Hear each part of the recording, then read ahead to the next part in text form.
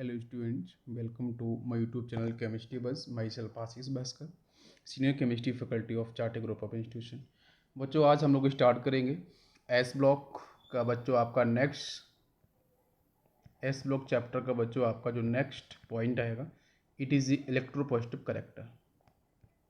तो बच्चों हम लोग फिजिकल और केमिकल प्रॉपर्टीज़ की बात कर रहे हैं। तो इलेक्ट्रोपॉजिटिव करेक्टर के अंदर बच्चों बेसिक मीन क्या है कि बच्चों यहाँ पे आपको जो एल्कली मेटल्स मिल रहे हैं, बेटा हम लोग एल्कली मेटल्स की बात कर रहे हैं। तो एल्कली अर्थ मेटल्स की बात बच्चों हम लोग बाद में करेंगे। तो यहाँ बच्चों आपका जो भी मेटल्स है उसके पास +1 चार्ज, ठीक है। एल्कली मेटल्स की हम बात कर रहे हैं, बेटा सिंगल इलेक्ट्रॉन्स को रिलीज करते हैं, स्टेबल हो जाते हैं। तो बच्चों इलेक्ट्रोपॉजिटिव करेक्टर की अगर मैं बात करता हूँ, है ना, तो बच्चों यहाँ पे पहला पॉइंट आता है कि low ionisation energy. So these metals loses their valence electrons and converted in positive charge ions। तो आपको आयोनाइजेशन एनर्जी के बारे में बच्चों में डिस्कस कर चुका हूँ। तो आयोनाइजेशन एनर्जी वैल्यू बहुत ही लो रहती है बच्चों, जो आसानी से इलेक्ट्रॉन्स मतलब बैलेंस इलेक्ट्रॉन्स रिलीज हो जाते हैं, इनफाइनाइट के अंदर मूव कर जाते हैं।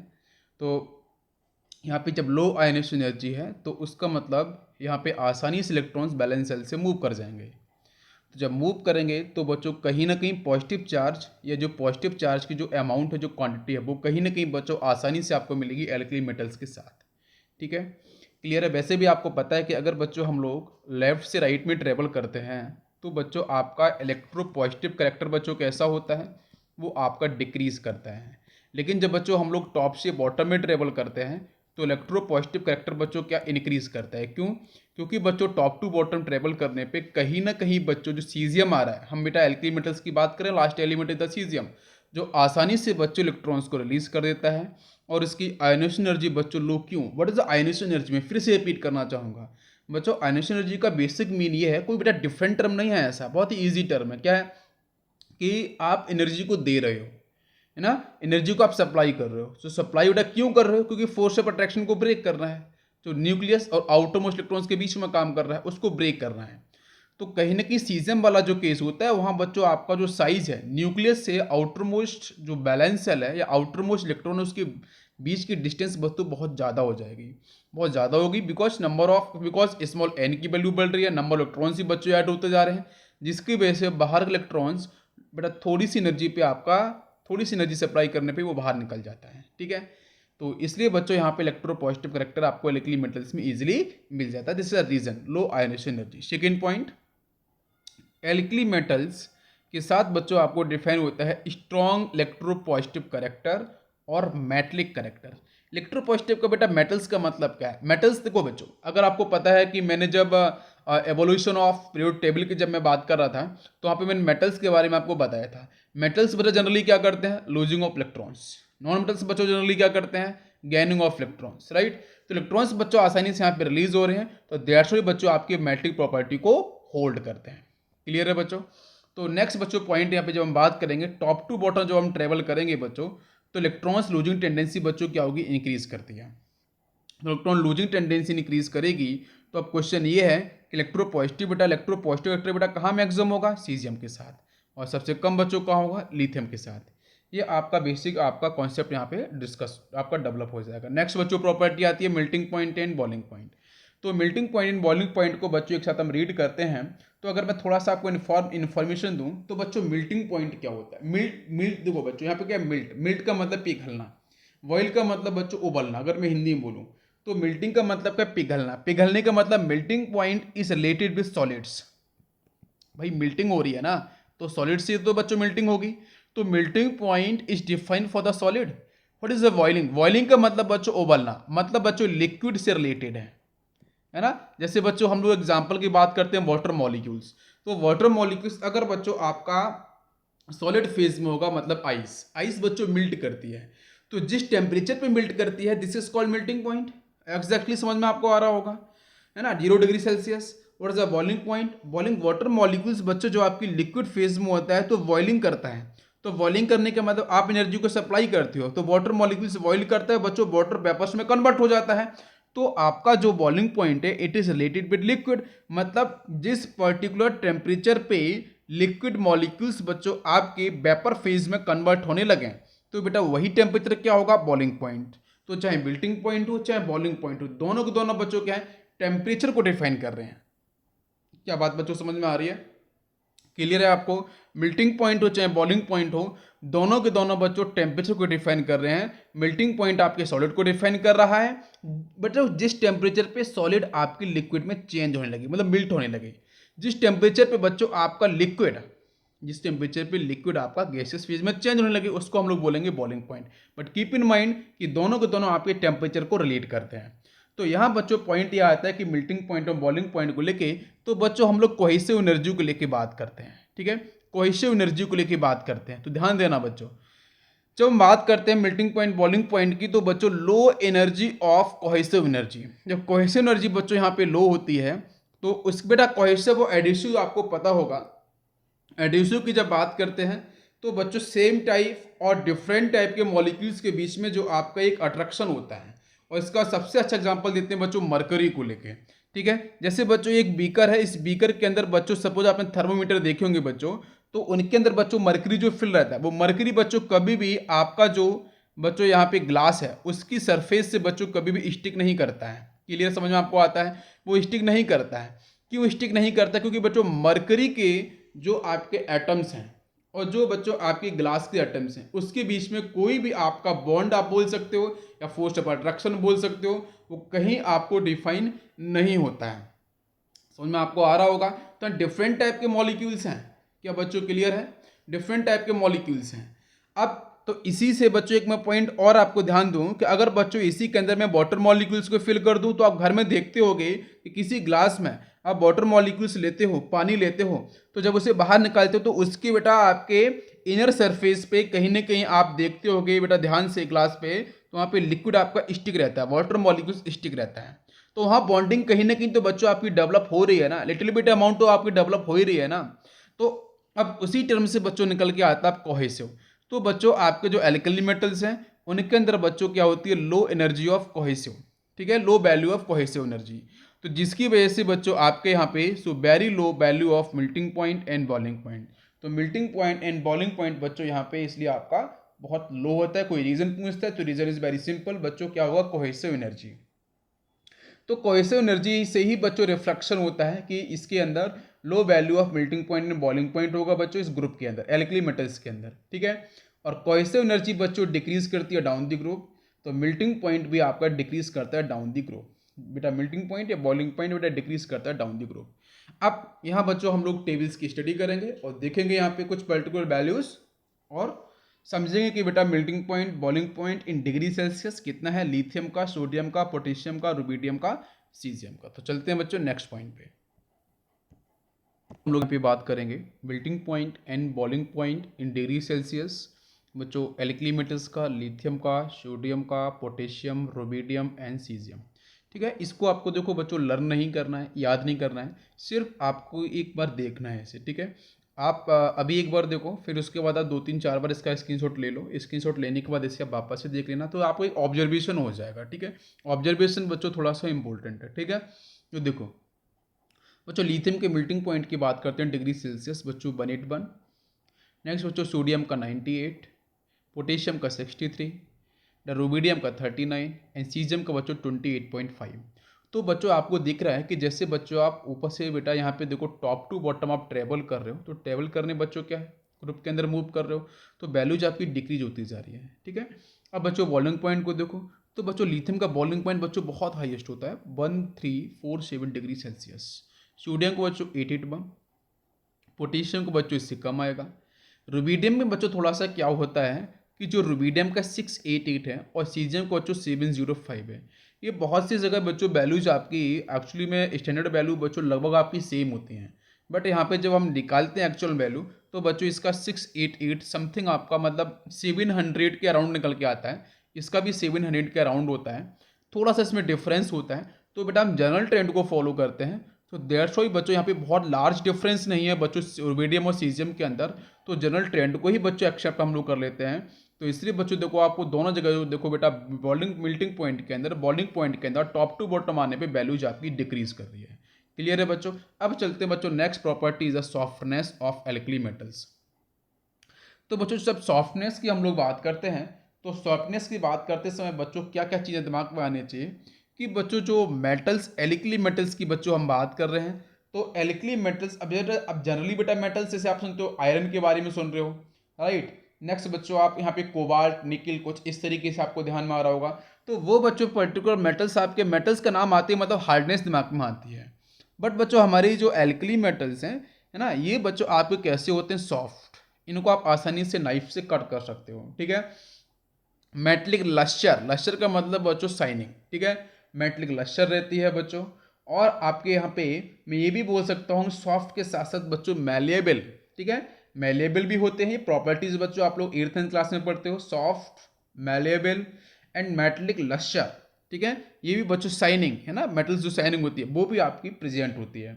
और इसको बच्चों हम लोग फ्रेशली कट करते हैं, और फ्रेशली कट बच्चों हम लोग नाइफ से कर सकते हैं। और ऐसा क्यों बच्चों, आपने जनरली सुना कि मेटल्स को बच्चों आप कट नहीं कर सकते हो because of their hardness, but बेटा हम एल्कली मेटल्स को कट कर रहे हैं, why, what is the reason?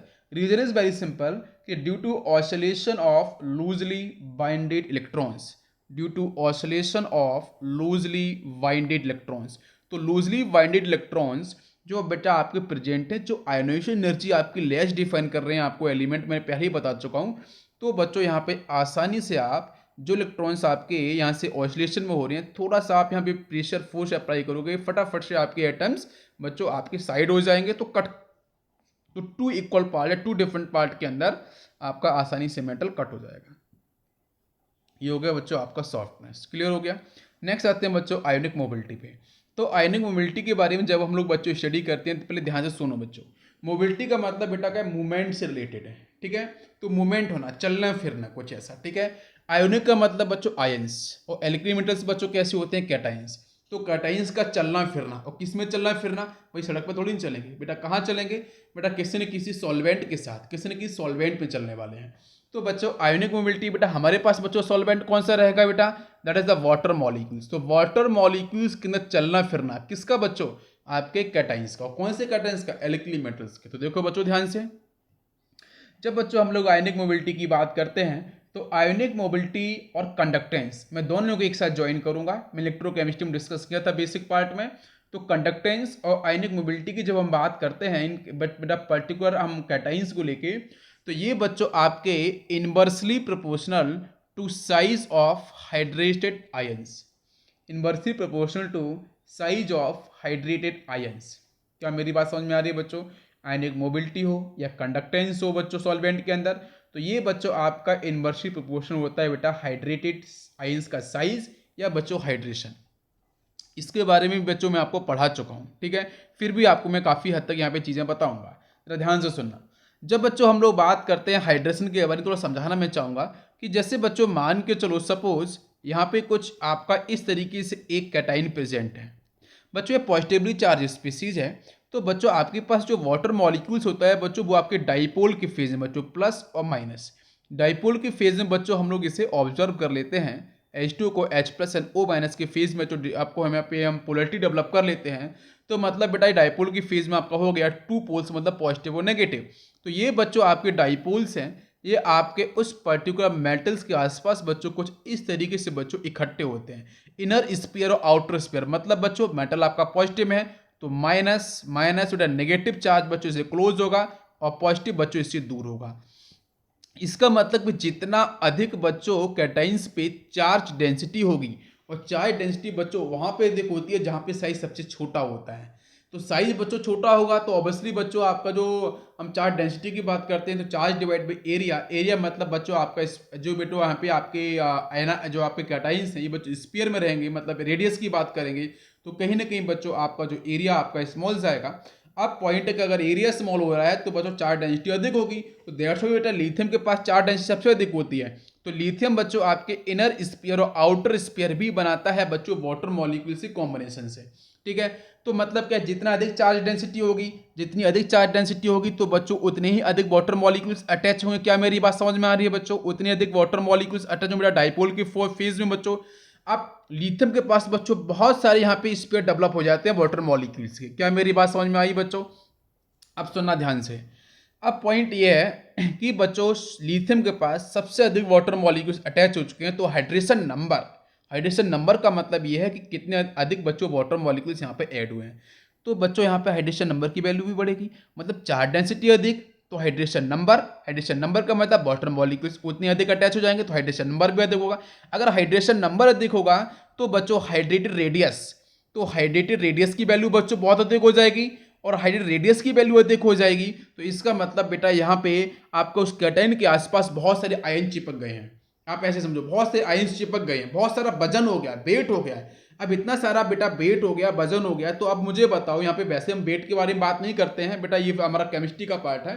तो आप ऐसे समझ लो सिंपल सा कि एक इंसान के ऊपर बहुत सारा वजन रख दिया गया है, उसी तरीके से बच्चा जब बहुत सारे वाटर मॉलिक्यूल्स अटैच होंगे, सबका मॉलिक्यूल का मास होता है, तो बच्चों लिथियम के आसपास इतना ज्यादा वाटर मॉलिक्यूल्स अटैच हो जाएगा कि बच्चों इसका चलना फिरना आपके एक्वस मीडियम के अंदर, सॉल्वेंट के अंदर बहुत ही मुश्किल हो जाएगा, नामुमकिन जैसा हो जाएगा, भाई चल फिर नहीं पाएगा।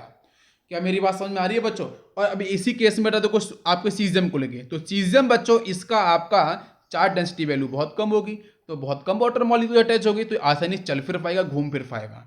क्या मेरी बात समझ में आई? तो बच्चों यहां देखना आपका साइज ऑफ हाइड्रेटेड आयंस आपका क्या होगा। तो सबसे बड़ा साइज बच्चों किसका होगा? लिथियम स्फीयर का। फिर बच्चों सोडियम का। सबसे कम किसका होगा बच्चों? सीजियम का।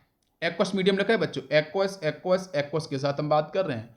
अब बच्चों इसका रिवर्स कर दो, भाई जितना ज्यादा हाइड्रेटेड आयंस होगा, है ना, मतलब जितने अधिक वाटर मॉलिक्यूल्स आपके अटैच हैं, अगर उसको मैं उल्टा करूंगा तो मतलब आयोनिक मोबिलिटी या कंडक्टेंस बेटा उसका अपोजिट हो जाएगा ना। तो भाई सबसे तेजी से मूव कौन करेगा बच्चों वाटर मॉलिक्यूल्स में, सॉल्वेंट में? सीजियम। उससे कम बच्चों रुबिडियम, उससे कम पोटेशियम। भाई पोटेशियम के आसपास उतने कम वाटर मॉलिक्यूल अटैच होंगे ना, तो ऐसे नहीं चल फिर पाएगा बच्चों, आप ऐसे समझो इसे। नेक्स्ट बच्चों सोडियम, और सबसे कम आपकी मोबिलिटी किसकी होगी बच्चों? लिथियम की। क्या ये बात क्लियर है? समझ में आपको आ गया? ओके, अब चलते हैं बच्चों हम लोग नेक्स्ट पॉइंट पे। ओके, नेक्स्ट स्टूडेंट्स हम लोग बात करेंगे क्रिस्टल स्ट्रक्चर की। तो क्रिस्टल स्ट्रक्चर की बच्चों बात करते हैं, तो यहाँ पे आपके जो एल्कली मेटल्स हैं उनका बच्चों जो क्रिस्टल स्ट्रक्चर होता है, इट बीसीसी। बीसीसी का मतलब आपका मीन होता है बच्चों बॉडी सेंटर्ड क्यूबिक सेल। ये बच्चों डिस्कस किया जाता है सॉलिड स्टेट के अंदर, ठीक है। सॉलिड स्टेट चैप्टर बच्चों इतने इंपॉर्टेंट नहीं है, और वैसे भी बच्चों एनसीईआरटी ने इसके ऊपर जो न्यू सिलेबस आया है उसमें बच्चों काफ़ी सारे कॉन्सेप्ट यहाँ से मिस हुए हैं, ठीक है। तो सॉलिड स्टेट से बच्चों डिस्कस होता है डिफरेंट टाइप के लैटिस स्ट्रक्चर्स, जो जहाँ बच्चों एक आपका आता है बीसीसी, है ना, क्यूबिक स्ट्रक्चर। तो बच्चों यहाँ पे बीसीसी मैंने आपको बना के दिया है बच्चों। यहाँ पे एक बच्चों क्यूब रहेगा, है ना। अब क्यूब ही हम क्यों लेते हैं, क्यूबॉइड क्यों नहीं लेते हैं? कि बच्चों कोई भी आपका जो मेटल है, ठीक है, तो उस मेटल के अंदर जो अरेंजमेंट है, जो स्मॉलेस्ट यूनिट जो बच्चों हम लेते हैं, है ना, दिस इज कॉल्ड क्यूबिक, है ना। उस क्यूबिक की हेल्प से हम लोग बच्चों पूरे स्ट्रक्चर की किस तरीके से आपका बेसिक फॉर्म होगा, क्या उसका बेसिक फॉर्मूला होगा, क्या कोऑर्डिनेशन नंबर होगा, है ना, किस तरीके से पैकिंग एफिशिएंसी होगी, है ना, वहाँ पे आपका पैकिंग परसेंटेज वगैरह कैसे होगा, है ना। तो ये सब बच्चों हम लोग स्टडी करते हैं, ठीक है। तो इसलिए बच्चों हम लोग क्यूबिक स्ट्रक्चर को हम लोग फॉलो करते हैं। तो बच्चों देख सकते हो यहाँ पे आपका 1 2 3 4 5 6 7 येलो कलर से बच्चों जो आपको दिख रहा है, ये बच्चों हमारी कॉर्नर्स हैं, ठीक है। तो कॉर्नर्स बच्चों 8 रहते हैं क्यूब के अंदर, 3D बेटा स्ट्रक्चर है आपका ये। तो 8 बच्चों कॉर्नर्स हैं, उनके पास एटम्स बच्चों इस तरीके से अरेंज हो जाएंगे, और एक एटम बच्चों कहाँ पे होगा? बॉडी के सेंटर पे, इसलिए बेटा नाम है बॉडी सेंटर्ड, एक बॉडी के सेंटर पे होगा, ठीक है। टोटल बच्चों फेस की बात करेंगे तो 1 2 3 4 5 6, ठीक है, चेक कर सकते हो 1 2 3 4 5 6 आपके यहाँ पे देख सकते हो 1 2 3 4 5 एंड 6, ठीक, ओके। तो बच्चों कॉर्नर्स पे आपके 8 एटम, और एक बच्चों आपका एटम होगा वो आपके बॉडी के सेंटर पे होगा, ठीक है। समझ में आ गया बच्चों? This is called body centred cubic. और इसका बच्चों कोऑर्डिनेशन नंबर की वैल्यू बच्चों 8 क्यों? क्योंकि बच्चों एक आपको जो सेंटर पे एटम है उसके अराउंड बच्चों देखो 8 एटम्स आपको देख रहे हैं, दैट्स व्हाई कोऑर्डिनेशन नंबर आपका कितना होगा? 8 होगा। ये बात क्लियर है? क्रिस्टल स्ट्रक्चर बेटा पूछा जा सकता है। नेक्स्ट देखो फ्लेम कलरेशन के बारे में बात करते हैं। तो बच्चों आपके जो एल्कली मेटल्स, हम एल्कली मेटल्स के हम कैटाइंस की बात कर रहे हैं, ठीक है। अगर कभी कोई सिर्फ ये पूछता है कि एल्कली मेटल्स का कलर क्या होता है, तो आप आंसर देना बच्चों व्हाइट कलर। कैसा? एल्कली मेटल्स का बच्चों कलर कैसा होता है? व्हाइट। लेकिन बच्चों वो आपके आयोनिक फेज में नहीं होंगे। जब बच्चों आयोनिक फेज में होंगे तो इसका मतलब है कि आउटरमोस्ट इलेक्ट्रॉन्स, बैलेंस इलेक्ट्रॉन बच्चों इन्फाइनाइट पे जा चुका है एनर्जी को सप्लाई करके। अब एनर्जी बच्चों सप्लाई की जा रही है, बंसन बर्नर फ्लेम से। ठीक है बच्चों, केमिस्ट्री लैब में हम यूज करते हैं बंसन बर्नर फ्लेम से बच्चों आपको हीट किया गया है मेटल को। तो हीट करने के बाद बच्चों एनर्जी मिली है, हीट एनर्जी, और वहां से बच्चों आपका जो बैलेंस इलेक्ट्रॉन है, आउटरमोस्ट इलेक्ट्रॉन है, जिसके साथ बच्चों फोर्स ऑफ अट्रैक्शन वीक है, वो बच्चों आसानी से पहुंचेगा इनफाइनाइट पे। क्या मेरी बात समझ में आ रही है बच्चों? तो अब यहाँ पे क्या होगा कि बच्चों जो आपकी एनर्जी सप्लाई की जा रही है वो एनर्जी बच्चों आपको, अगर मैंने डिस्कशन किया है तो मैंने हाइड्रोजन स्पेक्ट्रम आपको थोड़ा सा पढ़ाया था, तो वहाँ पे मैंने कुछ एक इन्फॉर्मेशन आपको दी थी कि बच्चों अगर आपका एटम को अगर बेटा एनर्जी मिल रही है तो एनर्जी मिलने के बाद बच्चों वो क्या होगा, यहाँ तो बच्चों एल्कली मेटल्स हैं तो वहाँ से आउटरमोस्ट इलेक्ट्रॉन्स बच्चों बाहर जाएगा। बाहर जाने के बाद क्या होगा कि बच्चों कहीं ना कहीं आपकी जो एनर्जी आप सप्लाई करो उसी एनर्जी को एब्जॉर्ब करेगा। जब उस एनर्जी को एब्जॉर्ब करेगा, एब्जॉर्ब करने के बाद बच्चों ग्राउंड स्टेट से कहाँ पहुँच चुका है, एक्साइटेड स्टेट के अंदर। फिर बच्चों आपकी जो आपकी जब हम बात करते हैं कि लोअर एनर्जी सेल से हाई एनर्जी सेल में जंप कर चुका है, तो बच्चों हाई एनर्जी सेल से वापस तो आना चाहेगा इलेक्ट्रॉन्स, क्यों? क्योंकि बच्चों एटम को चाहिए स्टेबिलिटी। तो बच्चों जब वो आपका एटम, जब वो आपका इलेक्ट्रॉन बेटा वापस हाई एनर्जी सेल से लो एनर्जी सेल के अंदर मूव करेगा, तो उस समय बच्चों वो क्या करेगा बेटा, विजिबल रीजन के पर्टिकुलर पैटर्न के अंदर वो आपके कलर को रिलीज करेगा। तो जो कलर को रिलीज करेगा उसी कलर के बारे में बच्चों हम लोग बात कर रहे हैं। लेकिन सिर्फ अगर एल्कली मेटल्स के बारे में पूछता है तो आंसर बच्चों होना चाहिए व्हाइट कलर। तो देखो बच्चों, लिथियम बच्चों यहाँ पे कैटाइंस की बात कर रहे हैं बच्चों, sodium cations, potassium cations, rubidium cations, caesium cations. Books में लिखा है लिथियम, नहीं बच्चों यहाँ पे कैटाइंस की फीस है। अगर बच्चों यहाँ पे एल्कली मेटल्स के बारे में सिर्फ पूछेगा, है ना, स्टैंडर्ड स्टेट में पूछेगा, तो आंसर इज व्हाइट कलर। तो जो लिथियम का कैसा बच्चों, क्रिमिशन रेड कलर, बेटा सोडियम का गोल्डन येलो कलर, बेटा पोटेशियम का वेरी इंपॉर्टेंट बच्चों कलर है, आपको ध्यान दे रहे हैं, पेल वायलेट, रुबिडियम का बच्चों रेडिश वायलेट, सीजियम का बच्चों आपका ब्लू वायलेट। इसको बच्चों देखो, रुबिडियम का बच्चों समझ में आया क्या बेटा, आर लिखा है, आर से बच्चों रेडिश हो गया, है ना। बच्चों सी से बेटा देखो बीसी, बीसी बच्चों रिलेशन होता है ना, ए के बाद बी, बी के बाद सी। तो यहाँ बच्चों आप ब्लू वॉलेट समझ सकते हो बच्चों किसका, आपका सीजियम का। ठीक है, बहुत सारे बुक्स में वॉलेट लिखा हुआ है, कहीं पे ब्लू सिर्फ लिखा है, तो ब्लू वॉलेट का बच्चों मिक्सअप होता है एक्चुअली। ठीक है, पोटेशियम को बच्चों लेट कर सकते हो केपी के साथ, तो मतलब आपका ये बेटा आपका पोटेशियम पेल वॉलेट। और सोडियम बच्चों तो इंपॉर्टेंट है, गोल्डन येलो कलर, बहुत बार क्वेश्चन पूछा गया है, मतलब जो कॉम्प्रेसिव टाइप क्वेश्चन होते हैं। और बच्चों जो आपके थ्योरेटिकल क्वेश्चन जैसे आपको डिस्कस किए जाते हैं, तो वहाँ पे बेटा यहाँ पे जैसे बोला कि element x which is heating with the air, तो something formula gives the golden yellow color, है ना। एंड देन फर्दर उसके बाद उसकी properties, physical property, chemical property के बेस पे और उसमें क्वेश्चंस को ऐड कर सकते हैं। तो क्वेश्चन बहुत सारा आप लंबा बना सकते हैं, तो कोई दिक्कत नहीं है, आप स्टेप बाय स्टेप इन्हीं फिजिकल प्रॉपर्टी को फॉलो करोगे, आंसर तक आप पहुंच जाओगे। मेरी बात समझ में आई क्या? तो ये कलर बच्चों बहुत ही इंपॉर्टेंट है, समझ में आपको आ गया हो। अब चलते हैं बच्चों मैग्नेटिक बिहेवियर पे। तो मैग्नेटिक बिहेवियर बच्चों क्या बोलता है कि भाई आपके जो एल्कली मेटल्स हैं, एल्कली मेटल्स बच्चों कैसे होते हैं, डायामैग्नेटिक। कैसे होती हैं बच्चों, डायामैग्नेटिक क्यों बच्चों, जब ये सिंगल इलेक्ट्रॉन्स को रिलीज कर देंगे तो कहीं ना कहीं बच्चों यहाँ पे आपकी पेयरिंग हो जाएगी, स्टेबिलिटी हो जाएगी, स्टेबल इलेक्ट्रॉनिक कन्फिग्रेशन आ जाएगा। तो सब पेयरिंग होने की वजह से बच्चों कैसे होते हैं, डायामैग्नेटिक इन नेचर होते हैं। लेकिन बच्चों इंपॉर्टेंट पॉइंट तो यहाँ से बनता है कि बच्चों आपके जो एल्कली मेटल्स हैं बेटा, उनके जो सुपर ऑक्साइड्स होते हैं, सुपर ऑक्साइड का मतलब बच्चों O2 के पास -1 चार्ज, बेटा ऑक्सीडेशन नंबर निकालेंगे 2 × x, x for the oxygen is equal to -1, तो x इज इक्वल टू बच्चों आपका -1/2। जब बच्चों किसी भी कंपाउंड के अंदर, गिवन कंपाउंड के अंदर बेटा ऑक्सीजन का ऑक्सीडेशन नंबर -1/2 आता है, तो बच्चों उसको बोलते हैं सुपर ऑक्साइड। -1 आता है तो बोलते हैं परऑक्साइड, और बच्चों अगर आता है -2 तो उसको हम लोग क्या बोलते हैं, नॉर्मल ऑक्साइड बोलते हैं। तो बच्चों यहाँ पे आपका मैं सुपर ऑक्साइड के बारे में डिस्कशन बिल्कुल करूंगा कि सुपर ऑक्साइड के अंदर बच्चों पैरामैग्नेटिक बिहेवियर क्यों आ रहा है, बिकॉज ऑफ अनपेयर्ड इलेक्ट्रॉन्स। तो अनपेयर्ड इलेक्ट्रॉन्स के बारे में हम लोग स्टडी करेंगे। तो अनपेयर्ड इलेक्ट्रॉन्स कौन सा है, तो बच्चों इसके हम जो स्ट्रक्चर्स होंगे, चाहे नॉर्मल ऑक्साइड हो, चाहे बच्चों सुपर ऑक्साइड हो, चाहे आपका पैरोक्साइड हो, सबके बारे में हम लोग देखेंगे। तो अभी सिर्फ आप ध्यान दो कि सुपर ऑक्साइड अगर बच्चों होंगे एल्कली मेटल्स के, तो बच्चों पैरामैग्नेटिक इन नेचर होते हैं। नेक्स्ट बच्चों complex forming tendency.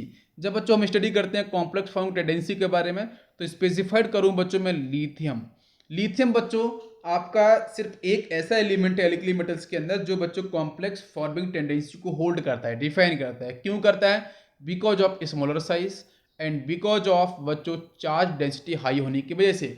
Charge density अगर बच्चों इसके पास हाई होगी तो बेटा कॉम्प्लेक्स की जब हम स्टडी करते हैं तो वहाँ पे बेटा क्या स्टडी करते हैं कि जैसे बच्चों एक एक्सेप्टर है बच्चों, एक आपका डोनर है, तो डोनर ने बच्चों 2 इलेक्ट्रॉन्स को एक साथ बच्चों रिलीज किया है, कोऑर्डिनेशन बॉन्ड का फॉर्मेशन हो गया है। एक के पास बच्चों एक अगर एक्सेप्टर है तो इसके पास बच्चों वीकेंड ऑर्बिटल्स होने चाहिए, वीकेंड डी ऑर्बिटल्स होने चाहिए बच्चों, जब हम लोग बात करते हैं कोऑर्डिनेशन कंपाउंड के अंदर। तो अब लेकिन बच्चों ऐसा तो नहीं है। लिथियम की जब बच्चों बात करते हैं तो लिथियम के साथ बच्चों सीन क्या है कि इसका साइज बहुत छोटा है, चार्ज डेंसिटी बहुत अधिक है। तो बच्चों जो लिगेंड्स हैं, जो लिविस बेस हैं, जिनके पास नेगेटिव चार्ज है, जिसके पास बच्चों लोन पेयर्स हैं, जिसका बच्चों ऑक्टेट कंप्लीट है, वो बच्चे अपने नेगेटिव चार्ज लोन पेयर्स को बच्चों आसानी से, because of highest positive charge density, बच्चों मूव कराते हैं। तो यहाँ बच्चों आपके स्पेशल टाइप के बच्चों कॉम्प्लेक्स कंपाउंड फॉर्म होते हैं, specially in case of lithium. बाकी अदर बच्चों जो एलिमेंट हैं like sodium, potassium, rubidium, caesium, ये बच्चों बिल्कुल भी आपके कॉम्प्लेक्स फॉर्मेट टेंडेंसी में डिफाइन नहीं करते हैं अपनी प्रॉपर्टीज़ को। बात समझ में आ रही है बच्चों, इंपॉर्टेंट है। लेकिन बच्चों एक पॉइंट और भी आता है कि कॉम्प्लेक्स फॉर्मिंग टेंडेंसी के लिए साइज की बात करते हैं, चार्ज डेंसिटी की बात करते हैं, एक पॉइंट और ऐड करते हैं, वीकेंड डी ऑर्बिटल्स का होना बहुत जरूरी है। बट ऐसा यहाँ पे नहीं है, लेकिन यहाँ पे साइज छोटा है, चार्ज डेंसिटी बहुत अधिक है, जिसकी वजह से बच्चों यहाँ पे आपका अट्रैक्शन हो जाता है लिविस बेस का, और यहाँ पे कहीं ना कहीं कॉम्प्लेक्स स्पेशल टाइप के कॉम्प्लेक्स यहाँ पे आपके फॉर्म हो जाते हैं। क्लियर है, समझ में आ गया बच्चों? ओके, अब चलते हैं बच्चों हम लोग नेक्स्ट पॉइंट पे, केमिकल प्रॉपर्टीज पे। फिजिकल प्रॉपर्टी बच्चों आपकी फिनिश हो चुकी है। Now comes to chemical properties. Chemical property के अंदर बच्चों सबसे पहला पॉइंट बच्चों डिस्कस करेंगे रिएक्शन विद हाइड्रोजन। इसके पहले मैं आपको यहाँ पे बताना चाहूँ बच्चों केमिकल प्रॉपर्टी के अंदर एल्कली मेटल्स बच्चों आपके हाईली रिएक्टिव एलिमेंट्स होते हैं, ये मैं क्लियर कर चुका हूँ आपको पहले। और टॉप टू बॉटम आने पे बच्चों इसकी जो कहीं ना कहीं आपकी इलेक्ट्रो पॉजिटिविटी है, पॉजिटिव नेचर है, वो आपका पॉजिटिव वेक्टर आपका इंक्रीज करता है। ठीक है, क्यों करता है? Because of low value of ionisation energy, या बच्चों लो वैल्यू ऑफ, हम ऐसे बोल सकते हैं कि low value of ionisation energy and low heat of atomisation. ठीक है, ये दोनों ही रीज़न आपके होते हैं। तो बच्चों जब रिएक्टिविटी की बात करते हैं एल्कली मेटल्स की, तो इंक्रीज करती है बच्चों आपकी टॉप टू बॉटम, मतलब लिथियम की सीजियम की तरफ अगर मूव करोगे तो रिएक्टिविटी बच्चों सीजियम की सबसे अधिक होगी और सबसे कम रिएक्टिविटी बच्चों लिथियम की होगी। तो बच्चों सबसे पहले हम बात करेंगे रिएक्शन विद हाइड्रोजन, जो हमारे सामने दे रखा है। जब बच्चों हम लोग बात करते हैं हाइड्रोजन के बारे में, तो बच्चों यहाँ पे आपका जो डाई हाइड्रोजन है बच्चों वो आपका ड्राई होना चाहिए। ठीक है, एक्वस फेज में नहीं होना चाहिए। क्यों? क्योंकि अगर बच्चों एल्कली मेटल्स के सामने अगर बच्चों आपका एक्वस या डाइल्यूट, अगर आप बेटा आपका डाइल्यूट वाला केस या एक्वस वाला केस अगर आता है हाइड्रोजन का, या मॉइस्चर बच्चों प्रेजेंट रहेगी हाइड्रोजन के आसपास, तो कहीं ना कहीं बच्चों एल्कली मेटल जो बेटा मॉइस्चर से रिएक्शन कर जाएंगे, करने बच्चों आपके हाइड्रोक्साइड बना लेंगे, तो फिर दिक्कत हो जाएगी। तो फिर होगा क्या कि बच्चों जो आपको डिजायरेबल चाहिए प्रोडक्ट, क्या हाइड्राइड चाहिए, वो हाइड्राइड आपको नहीं मिलेगा। तो कीप इन माइंड बेटा कैसा होना चाहिए हाइड्रोजन, आपका ड्राई होना चाहिए। तो बच्चों क्या मिलेगा आपको, when metal alkali metals react with dry hydrogen, formation of hydrides. बेटा लास्ट में आ रहा है आपका हाइड्राइड, आईडीई आ रहा है, तो बेटा क्लोराइड आईडीई आता है, ब्रोमाइड है ना, नाइट्राइड है ना, सल्फाइड, जहाँ पे बच्चों लास्ट में आईडीई आता है, तो बच्चों वो क्या डिफाइन करते हैं, नेगेटिव चार्ज को। क्या बच्चों? नेगेटिव चार्ज को होल्ड करते हैं। बात समझ में आपको आना चाहिए बेटा, -1 चार्ज, क्या -1 चार्ज। तो आपको पता है कि मैंने ऑक्सीडेशन में बताया था कि जब बच्चों हाइड्रोजन किसी मेटल से अटैच होता है तो बेटा हाइड्रोजन के पास आता है -1 चार्ज या नेगेटिव चार्ज आएगा। जितने भी बच्चों आपका आएगा डिपेंड अपॉन कि बच्चों कैटाइंस पे कितना चार्ज आपका डिफाइन हो रहा है। ठीक है, नेक्स्ट है बच्चों, अगर बच्चों आपका यही हाइड्रोजन किसी बच्चों नॉन मेटल से अटैच होता है लाइक क्लोराइड, ब्रोमाइड, आयोडाइड, तो बच्चों इस पर चार्ज आता है +1। ठीक, अब सुनो ध्यान से। तो बच्चों है ना, metal alkali metals react with dry hydrogen, now it is a dry hydrogen, तो बच्चों यहाँ से मिलेगा आपको MH।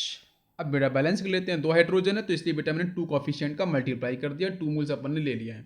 अगर आपको 2 मोल्स नहीं दिख रहा है तो बच्चों H2 हाफ का मल्टीप्लाई कर दो आप, तो हाफ का मल्टीप्लाई करोगे तो आपको 1 मोल मिल जाएगा, तो ऐसी कोई दिक्कत नहीं है। ठीक है, ये सब बैलेंसिंग का कॉन्सेप्ट है।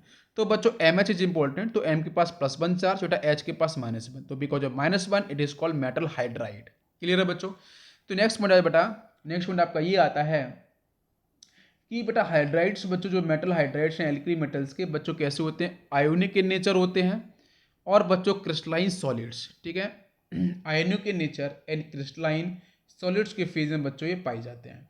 नेक्स्ट बच्चों पॉइंट क्या होगा, जो बच्चों एल्कली मेटल्स के जो हाइड्राइड हैं, जब बच्चों ये वाटर मॉलिक्यूल से रिएक्शन करते हैं, रिएक्टेड विद वाटर मॉलिक्यूल्स, तो बच्चों देते हैं hydroxide NH2 gas. Di hydrogen मतलब हाइड्रोजन गैस को बच्चों रिलीज करेंगे और हाइड्रोक्साइड भी देते हैं। तो देखो बच्चों रिएक्शन है LiH react with water molecules, तो बच्चों वाटर मॉलिक्यूल से OH माइनस H प्लस बच्चों डिफाइन होगा।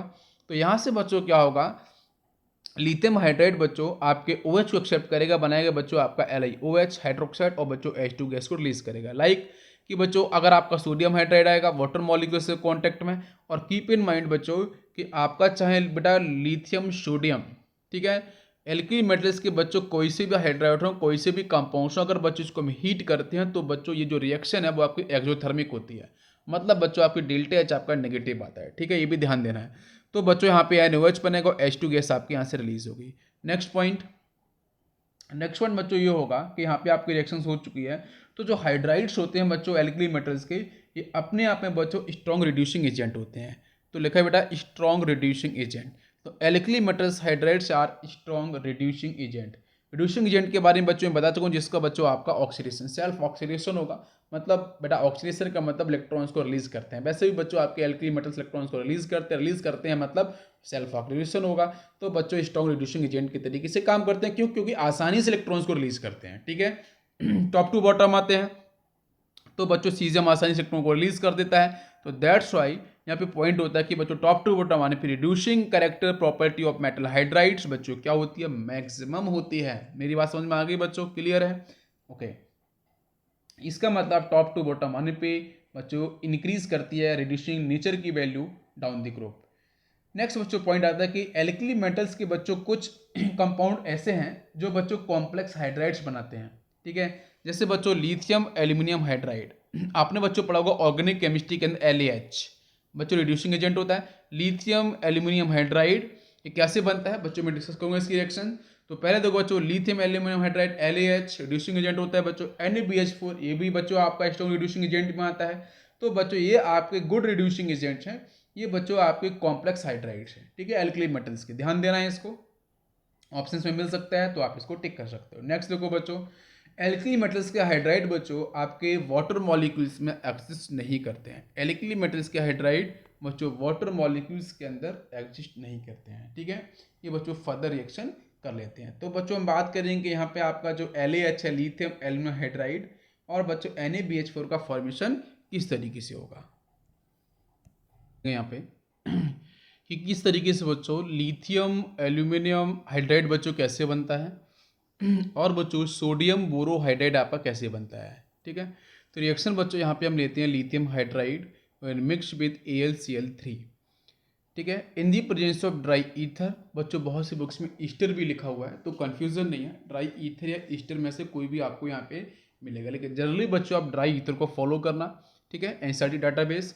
तो बच्चों lithium hydride will mix with AlCl3, तो बच्चों यहाँ पे होता है डबल डिस्प्लेसमेंट रिएक्शन, ठीक है।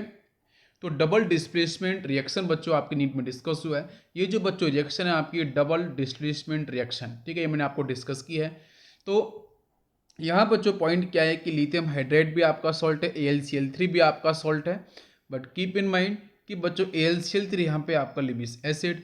तो क्वेश्चन यहाँ पे ये आता है कि आपका डबल डिस्प्लेसमेंट जो हो रहा है ना, तो वहाँ से बच्चों क्या बनता है आपका लिथियम एल्यूमिनियम हाइड्राइड। बच्चों लिथियम यहाँ से एक बच्चों Cl को लेगा तो क्या बनेगा LiCl बन जाएगा।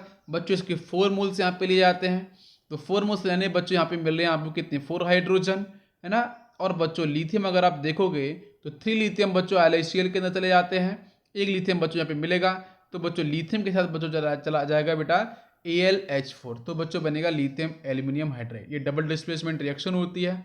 और यहाँ बच्चों जो मिलता है लिथियम एल्यूमिनियम हाइड्राइड, इसको हम प्रेफर क्यों करते हैं रिएक्शन को, बिकॉज बच्चों यहाँ पे 97% वेट बाई वेट प्योरिटी के साथ बच्चों मिलता है LaH लिथियम एल्यूमिनियम हाइड्राइड, और LiCl बच्चों मिलता है 2 to 3%, ठीक है। तो इसका मतलब बच्चों यहाँ पे हम जब हाईएस्ट प्योरिटी आपको मिल रही है LaH की, वैसे बच्चों स्ट्रॉन्ग रिड्यूसिंग एजेंट है ऑर्गेनिक केमिस्ट्री के रिस्पेक्ट से, और वैसे भी इंडस्ट्रियल पर्पज भी इसका इंपॉर्टेंस बहुत ज़्यादा है, तो इसलिए बच्चों यहाँ से हम आसानी से फॉर्म कर सकते हैं। सेकेंड रिएक्शन है बच्चों आपकी NaS सोडियम हाइड्राइड के साथ बच्चों क्या है आपका ट्राई मिथाइल बोरेट, ठीक है, ट्राई मिथाइल बोरेट की रिएक्शन है। ये रिएक्शन बच्चों होती है 500 केल्विन से बच्चों 550 केल्विन के अराउंड तक बेटा आपकी रिएक्शन होती है। तो यहाँ से बच्चों आपका बनता है NaBH4। ट्राई मिथाइल बोरेट बच्चों क्या, ये भी आपका वीक लिबिस एसिड है, तो बच्चों यहाँ से बनता है NaBH4 आपका सोडियम बोरोहाइड्राइड। और बच्चों क्या होगा, ये बच्चों आपका जब हम बैलेंसिंग करते हैं तो NaOH बच्चों 4 मोल्स आते हैं, तो बच्चों 3 मोल्स बच्चों यहाँ से NaOCH3 आपका निकल जाएगा, और बाकी बच्चों यहाँ से क्या मिलेगा NaBH4।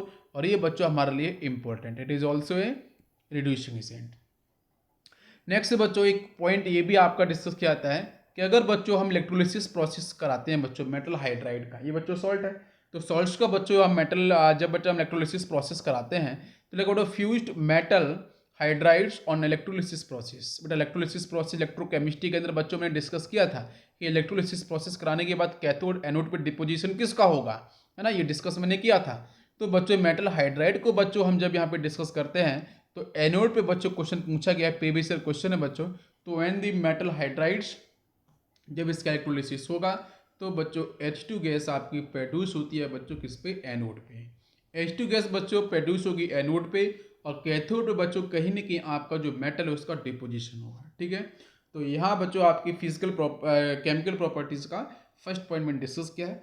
नेक्स्ट बच्चों लेक्चर आएगा तो वहाँ पे हम कुछ और भी बातें करेंगे। ठीक है, तो इतना आप लेक्चर ध्यान से देखो, आपके लिए काफ़ी हेल्पफुल होगा। Thank you, thanks for watching.